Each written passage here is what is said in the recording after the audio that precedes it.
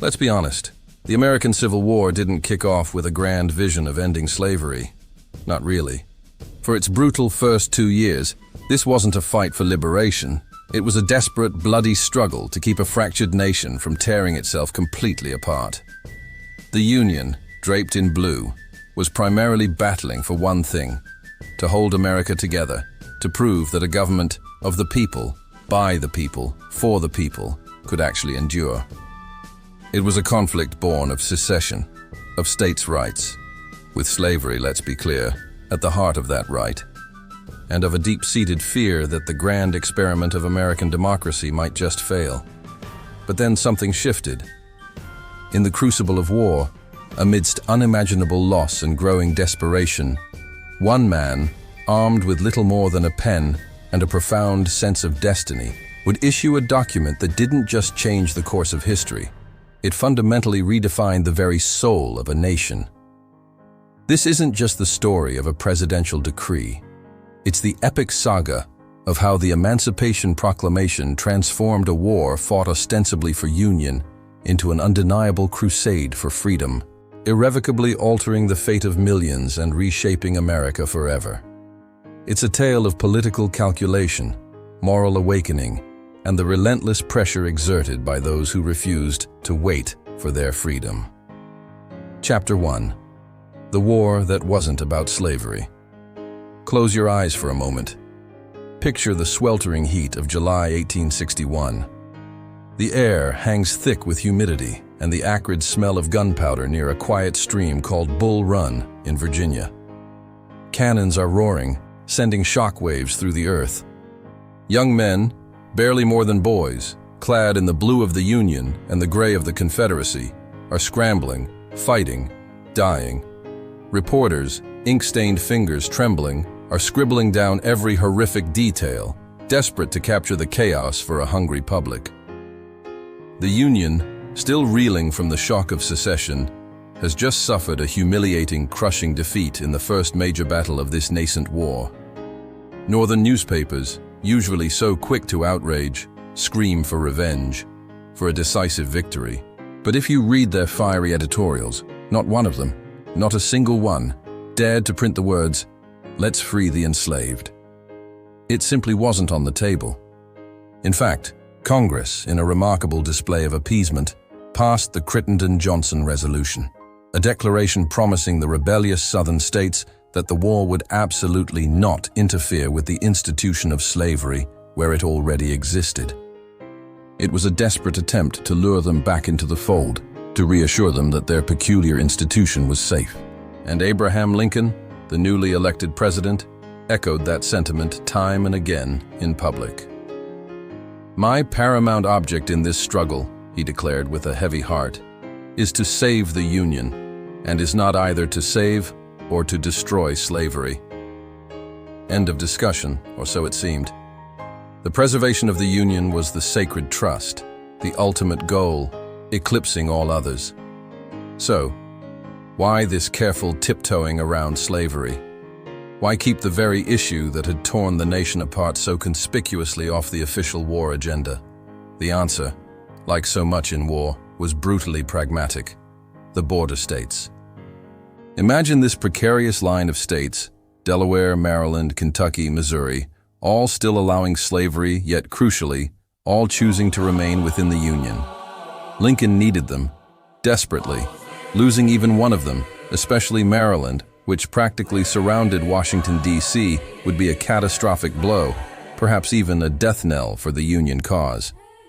Their strategic location, their resources, their manpower, they were indispensable. He famously remarked that he hoped to have God on his side, but he must have Kentucky. And then there was the sheer economic reality.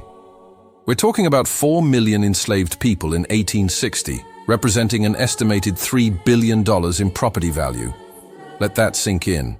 $3 billion. In 1860, money, that was more than the combined value of every railroad, every factory, every bank, and every piece of financial capital in the entire country.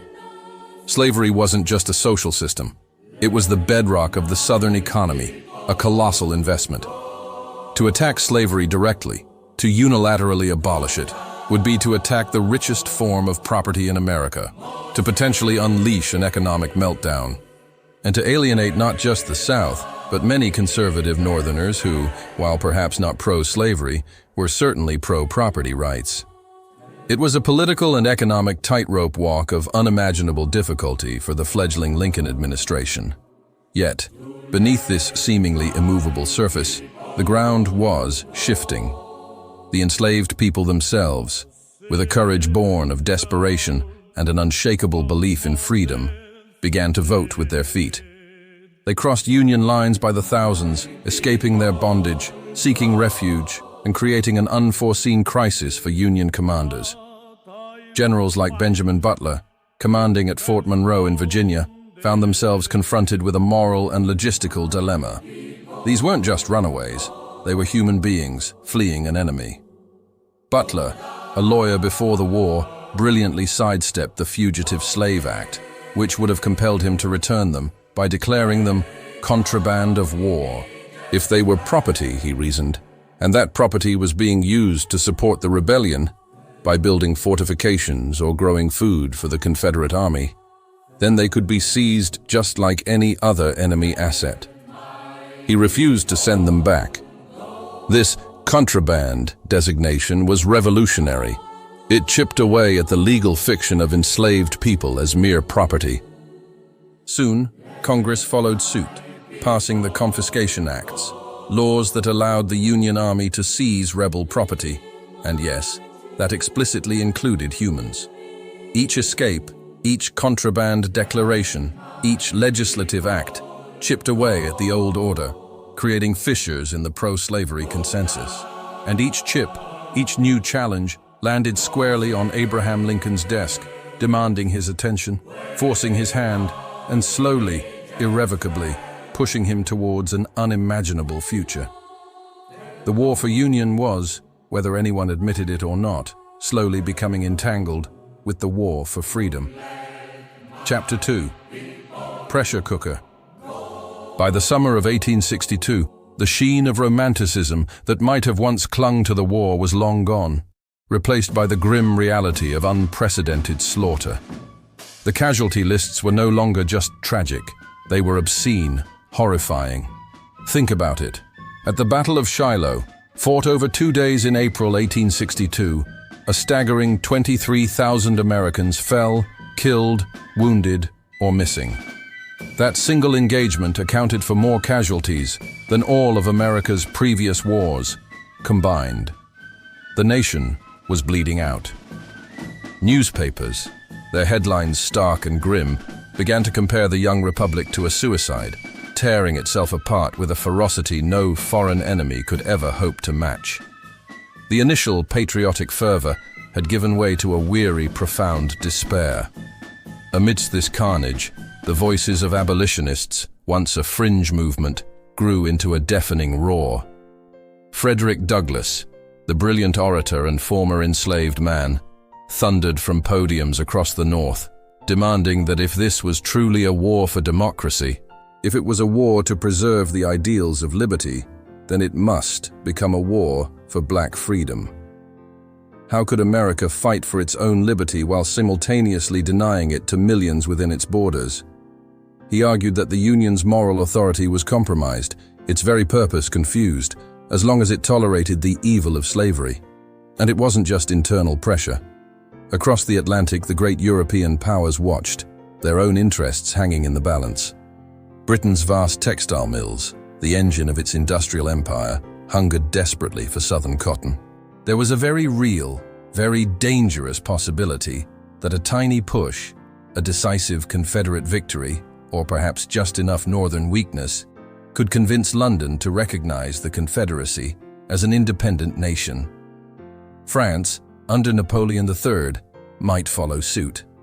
Such recognition would grant the South international legitimacy, open up lines of credit, and potentially even lead to military intervention. The Union stood on the precipice, not just of internal collapse, but of international isolation. Lincoln knew he had to act, and act decisively, to prevent this diplomatic nightmare. It was in this pressure cooker of military disaster moral outrage, and international peril that Lincoln made his decision. He gathered his cabinet in July 1862 and, startling them, declared, "I have about come to the conclusion that it is a military necessity, absolutely essential for the salvation of the Union, that we must free the slaves or be ourselves subdued." The weight of the world was on his shoulders, and he saw emancipation not just as a moral good, but as a strategic imperative. It was a tool to win the war. But he waited. And this waiting, this deliberate, agonizing delay, was crucial. Lincoln, the shrewd politician and military strategist, understood that to issue such a monumental decree after a string of Union defeats would make it appear as a desperate, last-gasp measure, a sign of weakness rather than strength. It would be dismissed as hollow, ineffective, perhaps even ridiculed. He needed a victory, a battlefield triumph, to give the proclamation the weight and authority it deserved. He needed it to be seen as a policy of strength, not desperation. That victory arrived, barely, on September 17, 1862, in the blood-soaked fields along Antietam Creek in Maryland. The Battle of Antietam, the single bloodiest day in American history, was, in purely tactical terms, inconclusive. Neither side achieved a decisive breakthrough. But General Robert E. Lee's Confederate Army, battered and exhausted, was forced to retreat back across the Potomac into Virginia. For Lincoln, that was enough. Lee's withdrawal provided the crucial opening, the moment of perceived Union advantage that he had been waiting for. Just 5 days later, on September 22nd, Lincoln opened his desk drawer. Inside, carefully folded, lay the first draft of what would become the Emancipation Proclamation. He summoned his cabinet, read the draft aloud, and informed them of his decision. He would issue a preliminary proclamation, giving the rebellious Southern states 100 days until January 1st, 1863, to return to the Union. If they did not, if they remained in rebellion, then on that New Year's Day, their human property would be declared thenceforward and forever free. The die was cast. The war was about to change in a way few could have imagined just a year before. Chapter 3. The Night Before Freedom. Imagine the scene, December 31st, 1862. The final hours of a year that had seen unprecedented bloodshed and division. Across the nation, especially in black communities, a palpable tension hung in the air, a mix of fervent hope and anxious anticipation. In churches, meeting houses, and even humble homes, particularly those known as Freedom's Fortresses, places where enslaved people had long gathered in secret or free black communities celebrated, congregations held what they called watch night services. These weren't ordinary prayer meetings. Enslaved families, often risking severe punishment, huddled together, singing hymns that spoke of deliverance, praying with a fervor that shook the rafters, and refusing to sleep. They believed, with every fiber of their being, that at the stroke of midnight, the promises of Exodus, the ancient story of liberation from bondage, would finally cross the Potomac River and bring them salvation. They were watching, waiting, praying for a new dawn. In Boston, a hub of abolitionist activity, Frederick Douglass stood before a packed Tremont Temple, his powerful voice resonating through the hall. "We stand today," he declared, his words ringing with prophetic certainty, at the dividing line between two eras. He knew, as did everyone in that room, that this wasn't just a political act. It was a moral earthquake, a moment that would fundamentally redefine America. Across the ocean, even the usually cynical Karl Marx, writing for a London paper, recognized the profound significance of the moment, noting that the Union had, by declaring its intent, proclaimed the inevitable. The world was watching, holding its breath. Meanwhile, back in Washington, Abraham Lincoln, the man at the epicenter of this seismic shift, sat hunched over a desk in the White House telegraph room. The room, usually a hub of frantic communication, was quiet, save for the scratching of his pen.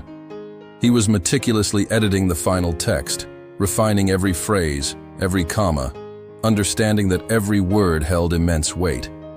It was during these final revisions that he added a clause, almost as an afterthought, that would become an earthquake in itself: the authorization for black men to serve in the Union Army and Navy. What began as a strategic necessity was now explicitly opening the door to full citizenship and agency for African Americans.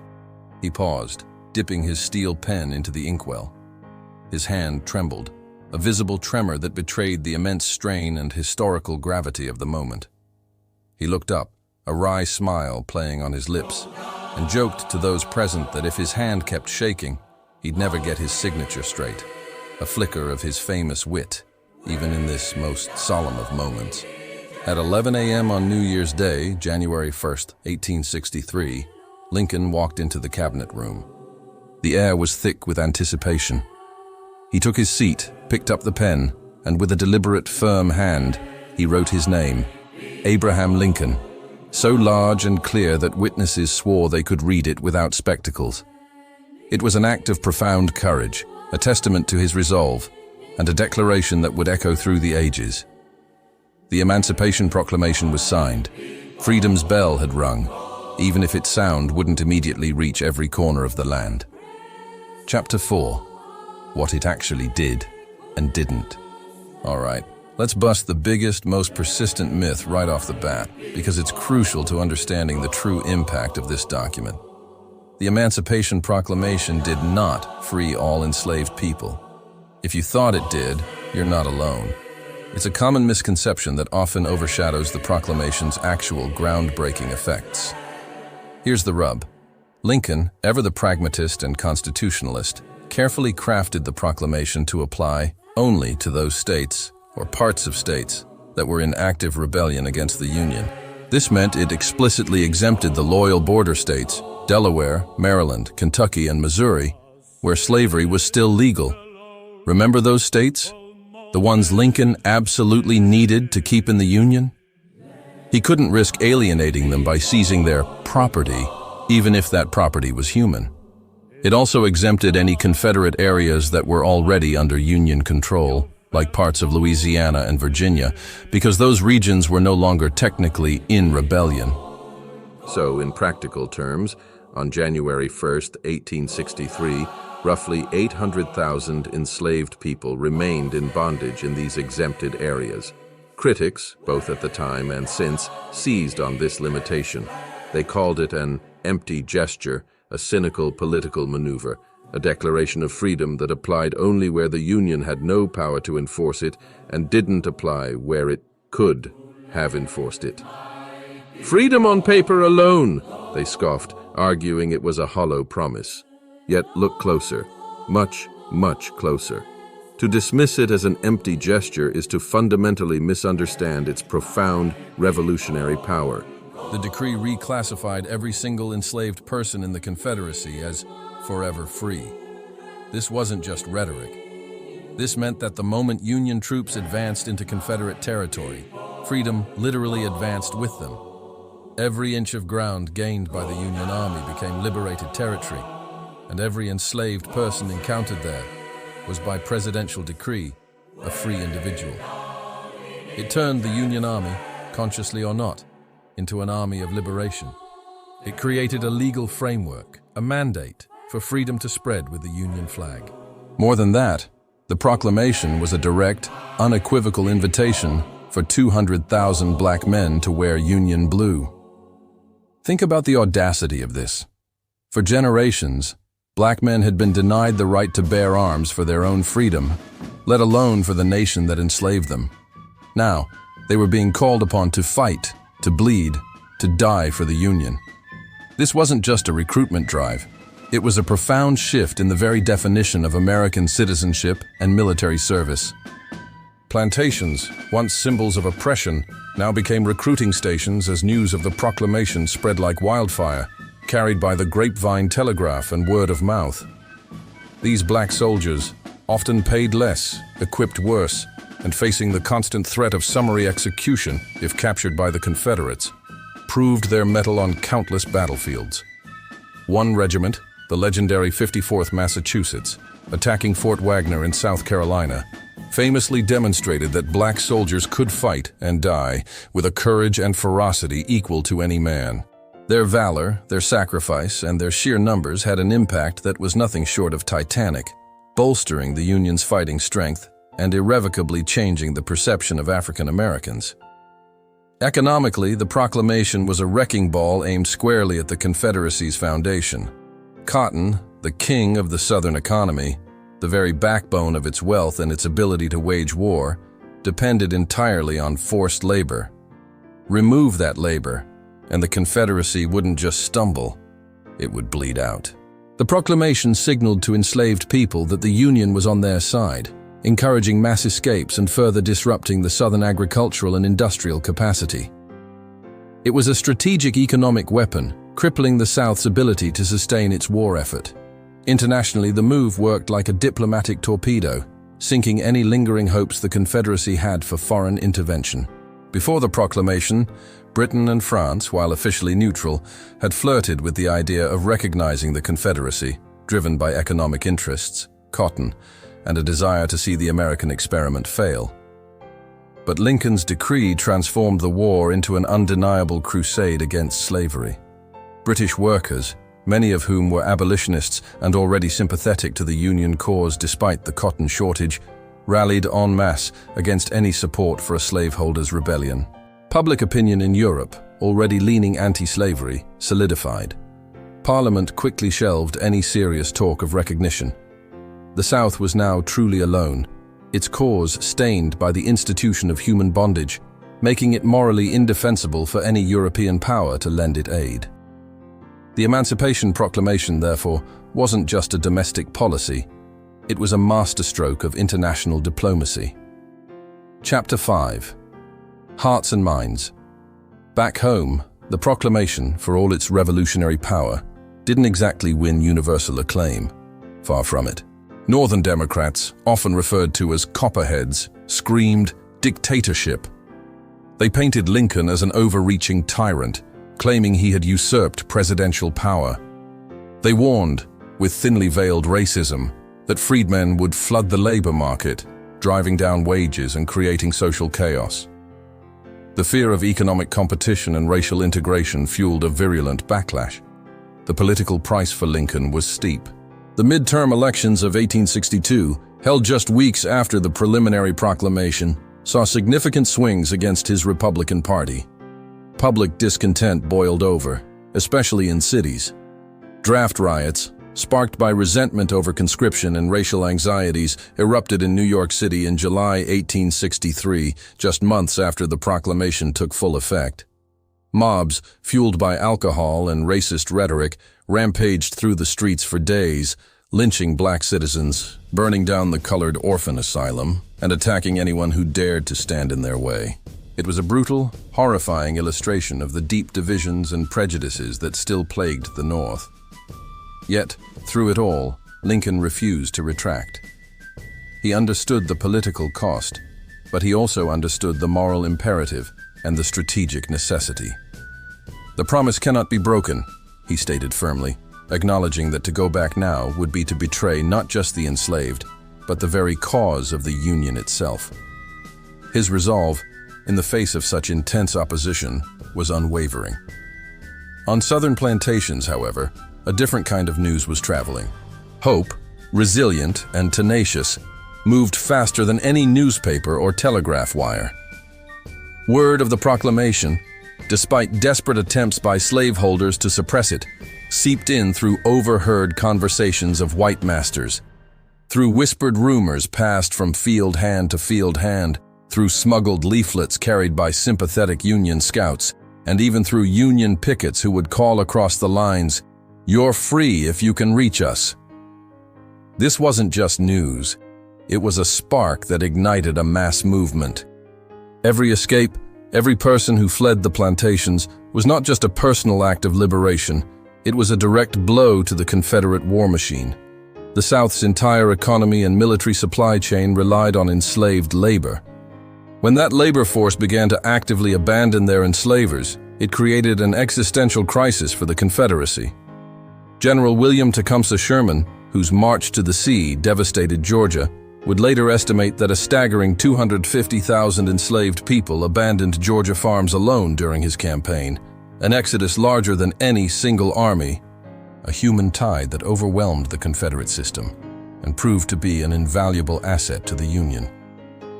This was freedom, asserted not just by presidential decree, but by the courageous, defiant actions of the enslaved themselves. Chapter 6. From Proclamation to Amendment. For all its monumental impact, for all the hope it ignited and the strategic advantage it provided, the Emancipation Proclamation had a crucial limitation. Its power was rooted in Lincoln's wartime authority as commander-in-chief. It was a military measure designed to weaken the enemy. But what would happen once the war ended? What if the peace treaty negated it? What if Southern states, once readmitted to the Union, simply voted slavery back into existence? The document's greatest power, ultimately, was symbolic. It transformed the war into an undeniable moral crusade, a fight not just for territory, but for human dignity. But Lincoln, ever the shrewd lawyer and politician, knew that symbolism alone wouldn't survive the peace. The only true safeguard, the only way to permanently abolish slavery across the entire nation, was a constitutional amendment. This was a far greater undertaking than a presidential proclamation, requiring a two-thirds vote in both houses of Congress and ratification by 3/4 of the states. It was a daunting political challenge, especially with a war still raging. So Lincoln embarked on an extraordinary campaign for the 13th Amendment in 1864, using every tool at his disposal. This wasn't just about moral persuasion. It was a masterclass in political hardball.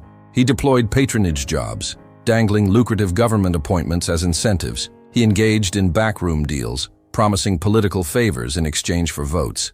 He even employed a ghostwriter, carefully crafting the amendment's language to ensure it was broad and unambiguous, turning the powerful words of the proclamation into a permanent, unassailable ban on slavery throughout the United States.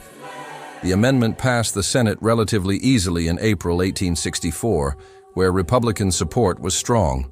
But the House of Representatives, with its more diverse and often recalcitrant membership, stalled. The vote was close, and many conservative Democrats, still clinging to the idea of states' rights and the institution of slavery, refused to budge. The war was winding down, and many felt that the need for such a drastic measure would disappear with peace. Lincoln, refusing to be deterred, launched an even more aggressive lobbying effort in late 1864 and early 1865.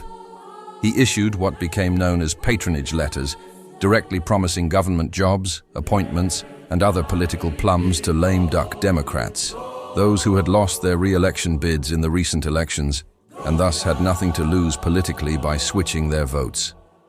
It was a brazen, no-holds-barred use of presidential power, a testament to his absolute determination, and it worked, barely. In January 1865, with the war nearing its end, the House finally approved the amendment by a mere 3 votes. It was a nail-biting, historic moment, a testament to Lincoln's relentless political will. Slavery was dead, not just by presidential decree, but by constitutional mandate. But it's crucial to remember that this ultimate victory was only made possible because the Emancipation Proclamation had first killed slavery's political future, transforming the war and paving the way for this monumental legislative achievement. Without the proclamation, the 13th Amendment might never have gained the necessary momentum or political will to pass. Chapter 7. Echoes, April 9th, 1865. The air is thick with the scent of spring, and the world holds its breath. General Robert E. Lee, the revered commander of the Confederate Army, surrenders to Ulysses S. Grant at Appomattox Courthouse. The war, after 4 long, brutal years, is finally over. The Union is preserved. Just 2 days later, Abraham Lincoln, the architect of this incredible victory, walks the war-torn streets of Richmond, the recently fallen capital of the Confederacy. The city is in ruins, but its enslaved population, now freed, pours into the streets. They gather around him, these men, women, and children, many falling to their knees in the mud, weeping tears of gratitude, trying to touch him, to thank the man who had, through his proclamation, given them hope, and now, finally, freedom. Lincoln, ever humble, ever mindful of the true source of their liberation, gently tells them, "Don't kneel to me, you are free." His work, his greatest burden, was largely done. 6 days after that, a single gunshot would silence him forever. But the story, the profound ripple effect of that one document, was far from finished. The proclamation's logic, the radical idea that freedom, once granted, must be accompanied by the rights and responsibilities of citizenship, spawned a torrent of transformative change. It laid the foundation for the 14th and 15th Amendments to the Constitution, guaranteeing equal protection under the law and the right to vote for black men. It led to the brief, exhilarating experiment of Reconstruction, an era that saw the establishment of black congressmen, public schools for all children, and the creation of the Freedmen's Bureau, an agency dedicated to aiding former enslaved people in their transition to freedom. Of course, white supremacy, bruised but not broken, answered with its own brutal counter-revolution. Jim Crow laws, convict leasing systems that re-enslaved black men in all but name, and the terrifying resurgence of the Ku Klux Klan sought to roll back every gain. Yet, each time justice has advanced in America, each time the long, arduous struggle for civil rights has made progress, it has waved that same tattered yet undeniably powerful banner that Lincoln signed in 1863. The Emancipation Proclamation became not just a historical document, but a living testament to the possibility of change, a beacon guiding future generations in their fight for equality. If you're finding this story more gripping, more nuanced, and frankly, more real than your high school textbook ever hinted, then do yourself a favor. Tap that subscribe button right now and ring the bell. You won't want to miss more forgotten history dropping every single week. Chapter 8. Myths We Still Tell. Let's cut through the fog of misinformation and tackle some enduring myths about the Emancipation Proclamation, because understanding what it didn't do is just as important as understanding what it did. Myth 1. Lincoln freed all slaves with a single stroke of his pen. Nope, absolutely not. As we've discussed, this is perhaps the most common misunderstanding. The proclamation, by its very design, left approximately 300,000 enslaved people in chains in the loyal border states and in Union-occupied Confederate territories. These individuals would not taste freedom until the passage of the 13th Amendment in 1865. Lincoln was a careful constitutionalist, and his war powers only extended to enemy territory. It was a strategic, not a universal, act of liberation. Myth 2. The proclamation was just propaganda, a cynical political stunt with no real impact. Wrong again, and this one really misses the point. While it certainly had a propaganda effect, rallying abolitionists and swaying international opinion, its impact was far more tangible and immediate. It added a staggering 200,000 soldiers and sailors to Union ranks, crucial manpower that tilted the balance of the war. These black troops fought with unparalleled courage and changed the military landscape. Furthermore, by declaring all enslaved people in Confederate territory free, it actively stripped the South of its most vital labor force, crippling its ability to sustain the war effort. This was an economic and military weapon of immense power, not just pretty words. Myth 3.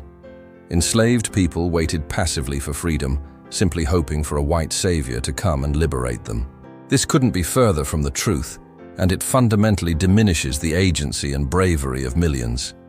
In reality, they fled by the tens of thousands, creating the contraband crisis that forced Union officers and politicians, including Lincoln himself, to confront the issue of slavery head-on.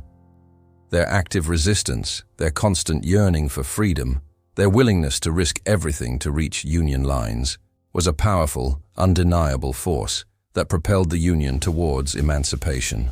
They didn't wait for freedom. They seized it, forcing the hand of history and proving that their liberation was not a gift, but a right they demanded. Chapter 9. Numbers that matter. Sometimes the sheer weight of history can be best understood through the stark, undeniable clarity of numbers. Let's look at a few that truly underscore the profound impact of the Emancipation Proclamation. 3.9 million. This is the approximate total number of enslaved people in the United States in 1860, on the eve of the Civil War. It's a staggering figure, representing a vast human population held in bondage, a stark contradiction to America's founding ideals. 800,000. This is the estimated number of people who remained enslaved after January 1, 1863, the day the Emancipation Proclamation officially went into effect. This highlights the proclamation's limitations, reminding us that its reach was strategic, not universal, leaving many still yearning for their freedom in loyal border states and Union-occupied territories. 200,000. This represents the incredible number of black soldiers and sailors who served the Union cause during the Civil War. These men, once considered property, became vital combatants, fighting for their own liberation and for the future of the nation. Their service was a testament to their courage and a crucial factor in Union victory. 23,000. This is the approximate number of casualties suffered by black soldiers and sailors during the war. To put that into perspective, it's more than the entire American loss in the War of 1812. These men paid the ultimate price, bleeding and dying for a nation that had for so long denied their humanity, proving their patriotism and sacrifice on the battlefield. This is the number of countries that ever officially recognized the Confederacy after the Emancipation Proclamation was issued. Before the proclamation, European powers like Britain and France had seriously considered recognizing the South. Lincoln's decree, by transforming the war into a moral crusade against slavery, made such recognition politically and morally untenable, effectively isolating the Confederacy on the international stage. A simple zero, but a diplomatic victory of immense proportions. Chapter 10. Voices. History isn't just dates and events. It's the echoes of human voices, capturing the raw emotion and profound impact of their times. The Emancipation Proclamation, perhaps more than any other document, ignited a firestorm of reactions, from exultant joy to bitter outrage. Let's listen to a few of those voices. William H. Johnson, a black teamster serving with the 2nd Carolina Volunteers, wrote home with a sense of profound transformation. I tell you, we are on the uplift. I am now a man among men. Imagine the weight of those words, the lifetime of degradation and dehumanization lifted, replaced by a newfound dignity and self-worth, earned through service and the promise of freedom. It speaks volumes about the personal, internal revolution the proclamation sparked. Mary Chestnut, a white Southern diarist from a prominent slaveholding family, fumed in her private journal, her words dripping with indignation and fear. This proclamation is the most startling political crime in history. For Chestnut, and many like her, the proclamation wasn't an act of liberation, but an unforgivable assault on their way of life, their property, and their perceived racial order. It was an act of war against their very identity. And then there is Lincoln himself, grappling with the moral complexities and the immense responsibility. In a private memo, a moment of profound introspection, he penned a line that cuts to the heart of the matter, a simple yet powerful statement that reveals his own evolving moral compass. If slavery is not wrong, nothing is wrong. This wasn't a public declaration. It was a personal conviction. A realization that had solidified through the crucible of war and guided his monumental decision. It underscored the moral foundation upon which the proclamation, despite its strategic origins, ultimately rested. These voices, in their stark contrast, paint a vivid picture of a nation irrevocably divided, yet moving, however painfully, towards a new future. Chapter 11. The Global Ripple. The Emancipation Proclamation wasn't just a domestic American affair. It sent powerful ripples across the globe, impacting the international landscape of human rights and freedom. America, for so long a beacon of liberty for some and a land of profound hypocrisy for others, was finally aligning itself with a global movement that had been gaining momentum for decades. Consider the historical context. France, in a dramatic swing of the pendulum, had abolished slavery in 1794 during its revolution, only to see Napoleon reinstate it in 1802. Yet, by 1848, it had killed the institution for good throughout its empire. Great Britain, the global superpower of the era, had ended the slave trade in 1807 and abolished slavery itself across its vast empire in 1833, paying slaveholders compensation in the process. These nations, among others, had wrestled with and largely overcome the moral stain of slavery. When Lincoln signed the Emancipation Proclamation, he wasn't just making a statement about America. He was strategically and morally aligning the United States with this Atlantic-wide march of emancipation. It was a powerful signal to the world that America, despite its internal struggles, was finally joining the side it had claimed to lead since 1776, the side of freedom. The impact was immediate and far-reaching. Cuban rebels, fighting for independence from Spanish rule and the abolition of slavery on their island, cited the proclamation as inspiration, using its language and moral authority while plotting against Spanish slavery. Brazilian abolitionists, waging their own long and arduous battle against the largest slave system in the Americas, eagerly mailed translated copies of the proclamation to plantation zones, using it as a potent symbol of hope and a call to action. For decades, the United States had been the great hypocrite of freedom, a nation founded on the principles of liberty and equality, yet clinging fiercely to the institution of human bondage. With the Emancipation Proclamation, America finally began to shed that hypocrisy, taking a decisive, if imperfect, step towards living up to its stated ideals. It was a moment when the world's most prominent experiment in democracy, scarred and bleeding, finally started to walk the talk, joining the global vanguard against the evil of slavery. Chapter 12. What if it never happened? Let's play a dangerous game of what if. Imagine for a moment that Lincoln hesitates. What if, instead of seizing the opportune moment after Antietam, he buckles under the political pressure, the military setbacks, the fear of alienating border states? What if he decides the risks are too great, that the Union simply can't afford to add the burden of emancipation to its already overwhelming struggles? The war drags on, a brutal, seemingly endless conflict fought solely for the abstract concept of union, devoid of the moral clarity that emancipation brought. European powers, particularly Britain, desperate for Southern cotton, see a prolonged stalemate and a morally ambiguous cause. In 1863, perhaps after another costly Union defeat, Britain finally recognizes the Confederacy. France, under Napoleon III, quickly follows suit, eager to expand its own influence in the Americas. Suddenly, the Confederacy isn't just fighting alone. It gains access to vast loans from European banks, shoring up its collapsing economy. It purchases modern warships, perhaps even receives volunteers or covert military aid.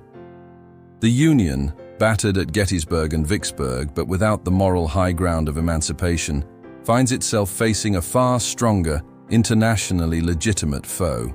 The cost in lives mounts to unimaginable levels. Public support in the North erodes entirely, and a war-weary populace demands an end to the bloodshed. Eventually, the Union is forced to negotiate a ceasefire, not a victory.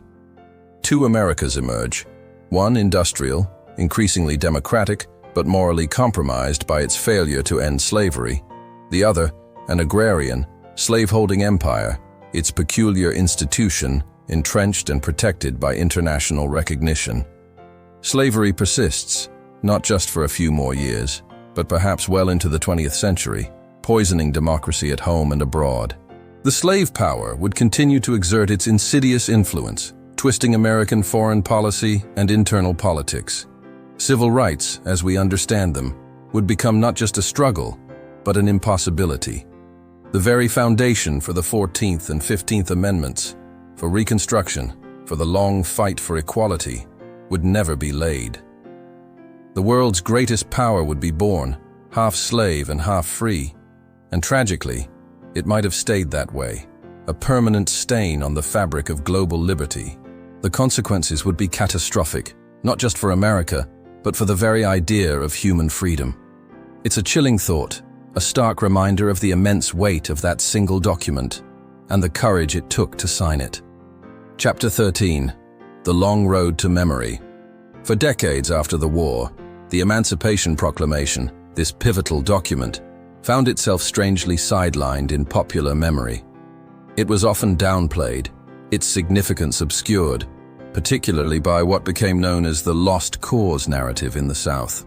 Textbooks, especially in the former Confederate states, portrayed it as ineffective, a desperate act of a ruthless tyrant, or simply irrelevant to the true motivations of the war. Films like D.W. Griffith's infamous Birth of a Nation, 1915, not only erased black agency, but actively demonized black freedom and glorified the Ku Klux Klan, painting a distorted picture of history where emancipation was a mistake. The focus of national memory often shifted to reconciliation between white North and South, glossing over the central role of slavery and the experiences of African Americans. Then came the seismic shifts of the Civil Rights era in the mid-20th century. It was during this period that the Emancipation Proclamation was powerfully resurrected and recontextualized. Martin Luther King Jr., standing on the steps of the Lincoln Memorial in 1963, exactly 100 years after the proclamation's issuance, delivered his iconic "I Have a Dream" speech. He called the proclamation a great beacon of hope, a momentous decree that came as a joyous daybreak to end the long night of their captivity. But King, ever the realist, immediately followed with a crucial qualification. But 100 years later, the Negro is still not free. He understood that the proclamation was a promise, a down payment on freedom, but not the final fulfillment. Thus, the document became both a symbol of monumental promise and a powerful tool for protest, a reminder of a debt still unpaid, a dream still deferred. It was a rallying cry, a historical touchstone for the ongoing struggle for full equality. Today, the original parchment, a fragile piece of history, lies carefully preserved under low light in the National Archives in Washington, D.C. Tourists shuffle past, a steady stream of humanity. Some pause for a quick selfie, a fleeting digital record of their visit. Others stand in quiet reverence, perhaps wiping away a tear, contemplating the weight of the words, the lives they touched, and the long, winding road America has traveled. It's a testament to a document that, despite its limitations, remains one of the most significant declarations of freedom in human history. Chapter 14. Takeaway for us now. The story of the Emancipation Proclamation isn't just a historical footnote. It's a profound lesson, a masterclass in how real, lasting change actually happens. It teaches us that change is never a single, isolated act. It's a relay race, a collaborative effort across generations, each passing the baton to the next. Think about it. Enslaved people, risking everything, ran the first, desperate lap, escaping plantations, pushing the issue, forcing the Union's hand. They were the pioneers of their own freedom. Abolitionists, tireless and relentless, ran the second, lobbying Congress, writing impassioned speeches, raising public awareness, creating the moral pressure cooker that Lincoln faced. Abraham Lincoln, burdened by war and political calculation, ran the third, signing the decree, transforming a military necessity into a moral imperative. Black soldiers, with unimaginable courage, ran the fourth, bleeding on battlefields, proving their humanity and their right to citizenship with every bullet and every bayonet. And then, Reconstruction lawmakers, flawed but determined, ran the fifth, passing amendments, building institutions, striving to solidify the gains of freedom. Each generation, in its turn, grabs the baton, staggers under its weight, pushes forward, and then, inevitably, passes it on. The race, for true equality and justice, is still on. The Emancipation Proclamation reminds us that progress is often messy, imperfect, and requires continuous effort from many hands. It's a collective endeavor, a testament to the power of persistent struggle and the enduring human spirit yearning for freedom. Conclusion. So, no, the Civil War did not start as a war to end slavery. That's a crucial distinction. But because one document, one audacious act of presidential power and moral conviction, redefined the entire fight, it could never again be only about preserving the Union. The Emancipation Proclamation didn't just alter the course of a war. It turned blood-soaked fields into freedom's frontier, transformed enslaved people into agents of their own liberation and eventually into citizens, and forced America to finally painfully confront the gaping chasm between its creed of liberty and the brutal reality of its chattel slavery. It didn't finish the work of freedom. Far from it. The journey to full equality would be long, arduous, and continues to this day. But what it did do, unequivocally, was make finishing that work possible. It set the stage, shifted the moral ground, and unleashed forces that could not be put back in the box. Next time someone tells you that a piece of paper can't change the world, tell them about January 1st, 1863. Tell them about the Emancipation Proclamation. And then perhaps ask what we're waiting to sign today. If you found yourself learning something new, something that genuinely surprised you, please like the video. Drop a comment below and tell me which moment, which detail shocked you most. And definitely, subscribe for more stories that take those dusty dates and turn them into living, breathing drama.